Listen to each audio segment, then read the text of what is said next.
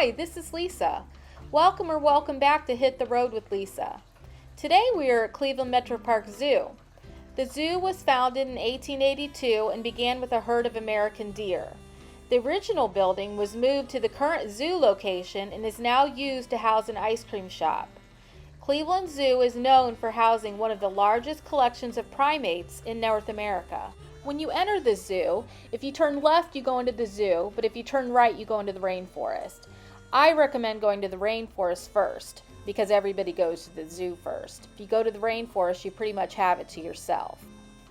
The rainforest was opened in 1992 and boasts more than 10,000 plants and 600 animals. When you enter, you are greeted by a 25-foot waterfall coming from a Mayan ruin replica. The sign directs you to the second floor, which can be reached by stairs, an elevator, or tree. Of course, we chose tree. The orangutans were pretty active today. They have a new baby in their troop, but we didn't see him. He was born in May. He will stay with his mother for about 8 years.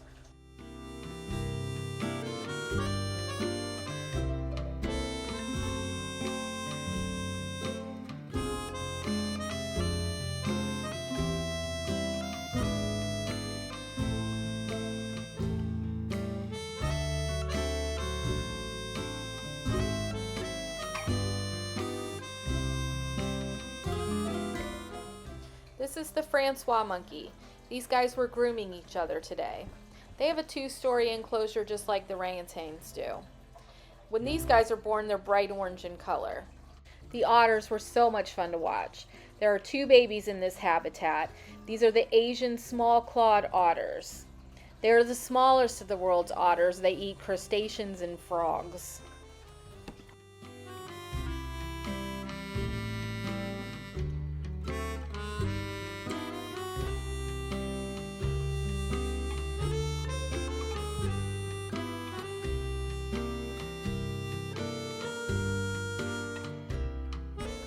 The Panamanian harlequin frog was showing off today. He was posing. He is a slow-moving frog that lives mainly on rocks and close to streams. Unfortunately, he is also nearly extinct. Throughout this video, I'm going to focus on some animals that are my favorites that often get overlooked. These are the first on the list. Bats. I love these guys. Bats help plants. Rainforest bats pollinate flowers of banana, fig, avocado, and cashews, and a single bat can scatter thousands of seeds. Bats around our neighborhoods are good also. They eat bugs. And here is favorite overlooked animal number 2, leafcutter ants.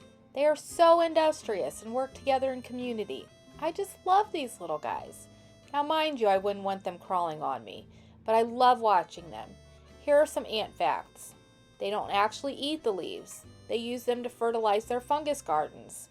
Each ant has a different job. There are soldiers, workers, trash gatherers, and a queen. These ants are extremely important to science. Studies of leafcutters have contributed to scientific advancements in pharmaceuticals and clean energy alternatives. These ants cut their leaves, travel over a stream, through a tube, and finally into their nest. That pretty much shows everyone who is cooperating in the rainforest today. The next stop is the gift shop. If you are looking for an inexpensive alternative to the gift shop, may I recommend the penny machine. We have been doing these for years since my daughter was small. They even sell books to hold your penny collection. Lots of vacation places have these machines and your child can collect them everywhere you go.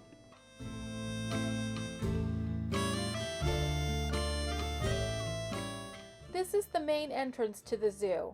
Right now the Asian Lantern Festival is going on, and this is one of 70 lanterns around the park. And here are the flamingos, just beautiful birds. What they eat gives them their color. Ostrich. These guys don't fly. I have chickens and I watch them preen, but it was kind of funny watching these great birds do it. And here we have the eastern black rhino. There was only one rhino out that day. Rhinos are considered critically endangered due to the poaching and illegal trade of its horn. Now this was before we got to the big show. These were the giraffes eating. You can see the one eating from the tree and the other eating from a bucket. But as you go up the hill a little more is where we're going to actually feed the giraffes. Now this was really something. I highly recommend this. It was expensive, $6 for 3 leaves, and you can't break the leaves. Have your camera ready so you don't have to buy their pictures because they're even more expensive. The giraffes come right up, but don't worry, they don't bite. And be quick. You blink and it's over. You can go onto the platform to watch the giraffes, but they really only come up to you if you are feeding them. This is definitely a once-in-a-lifetime experience. Here's another overlooked animal, the trumpeter swan. They were once a wide-ranging species, but by 1900 they had been hunted to almost extinction. Ohio Division of Wildlife, the Wilds, and the zoo are restoring the trumpeter swan population to Ohio. These are some lanterns during the day. And these are the lanterns at night.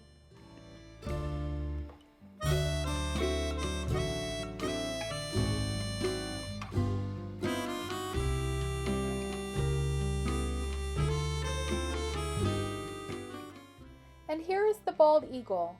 This exhibit is really amazing. There is a small beaver pond and the eagle lives right across it. Unfortunately, he sustained a wing injury in the wild, which made it impossible for him to remain there. Luckily, the zoo was able to provide a home for him. The red panda exhibit is next. I had a really great video for this exhibit, but unfortunately I was not recording when I thought I was. Unfortunately, that will happen one more time with this video. Red pandas are actually more closely related to raccoons than pandas. They are highly territorial and live a solitary life except during mating season. And next we head to Tiger Passage. Tiger Passage was built in 2016. It is 5 times the size of the old tiger enclosure. Like most cats, the Cleveland Zoo tigers like laying on the overhead pathways. The male was on one, and the 3 cubs on the other.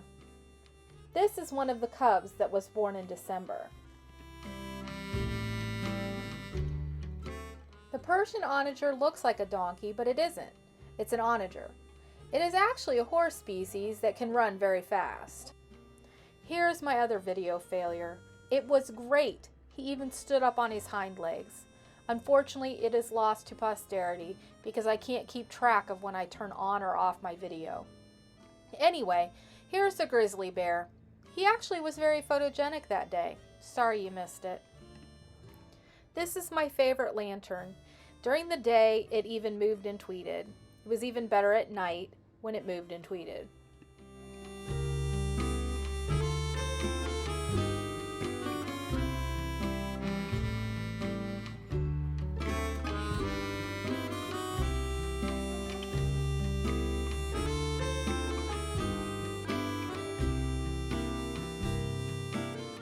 This lantern was placed out over the water. It was huge, had to be 50 feet long. The flowers even opened and closed.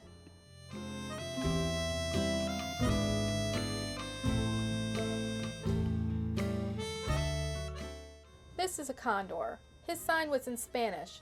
This guy was really big. I never realized how tall they really were.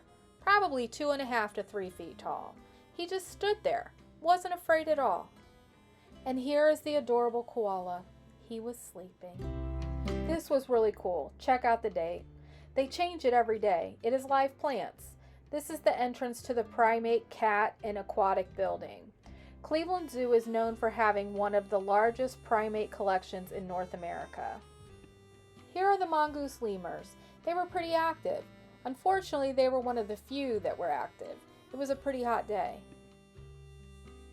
The western lowland gorillas are huge. There were several in the enclosure that day. The male sat right in the middle. Unfortunately, he sat the whole time, and you couldn't see his back. Males have a saddle of whitish hair on the lower back that extends onto their thighs. That's what gives them the name silverbacks. Unfortunately, I couldn't see that. This is another underrated favorite animal, the tortoise.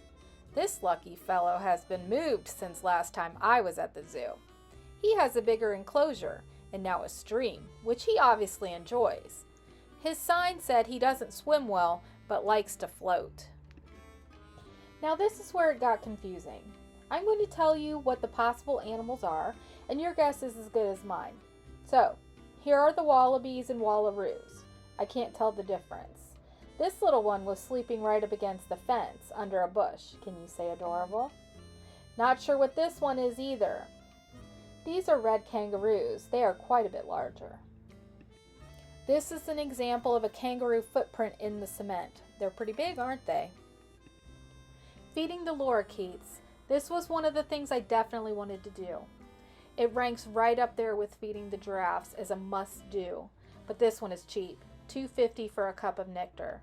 It looks like they don't give you anything, but you really don't need hardly any at all. And don't buy multiple cups. Buy one and share it. The birds don't drink hardly any at all.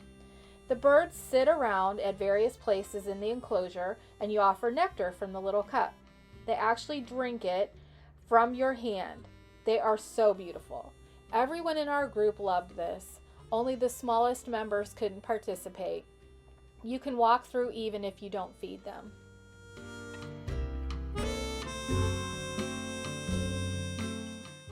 The African elephant crossing is amazing.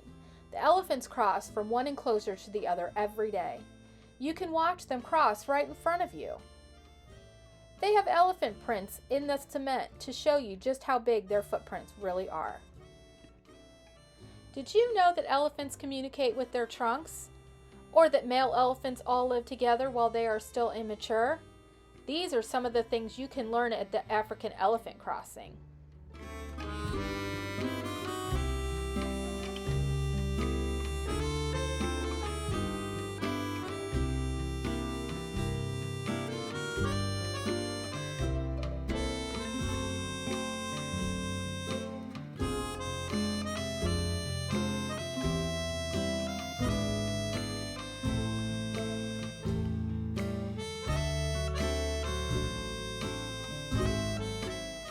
Here's another underrated, but everyone tells me gross, favorite animal. The naked mole rat. Aren't they cute? They live inside the building of the elephant crossing. They weren't very photogenic. I love their little teeth. I guess they have a face only a mother could love. And this is not only another underrated animal, but my favorite animal, the meerkats. I could watch these guys all day. Luckily, they were very active today. There were planes flying overhead and they kept looking up. They are so cute. I love these guys. I hope you enjoyed the Cleveland Metroparks Zoo and got some ideas of what to expect. Please like, subscribe, and click that bell.